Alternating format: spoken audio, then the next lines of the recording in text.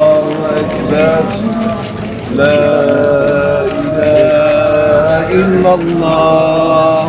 Allahu Ekber. Allahu Ekber ve lillah. La ilahe illallah. Allahu Ekber. Allahu Ekber ve lillahil hamd. Araşacağım abi.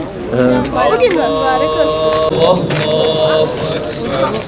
Allahu Ekber ve lillahil hamd.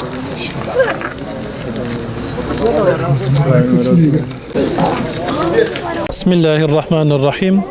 Tekrardan bizleri Ramazan gibi güzel bir ayın içerisinde Allahu Teala'ya yaklaştıran ve Rabbimizin nimetleriyle buluşturan bu nimetler için Rabbimize hamdü senalar olsun. Güzel bir Ramazan geçti ve Ramazan bizim için bir taraftan burukluk bırakırken, Ramazan'ın gitmesi bizim için bir eksiklik olurken, bayram ile müminler Allahu Teala'nın vermiş olduğu bu bayram sevincini kutladılar. Bayram ile beraber bir araya geldiler.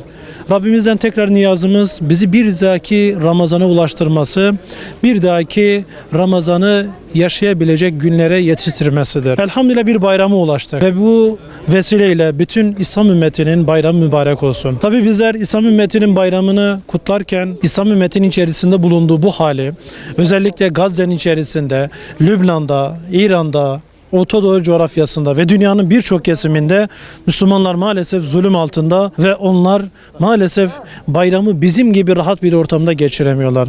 Rabbimden duamız, niyazımız şudur ki bu bayramın vesilesiyle ümmetin kurtuluşuna, Müslümanların içerisinde bulunan ayrılıkların, tefrikanın giderilmesine, ümmetin vahdet ile bir araya gelmesine vesile olsun inşallah.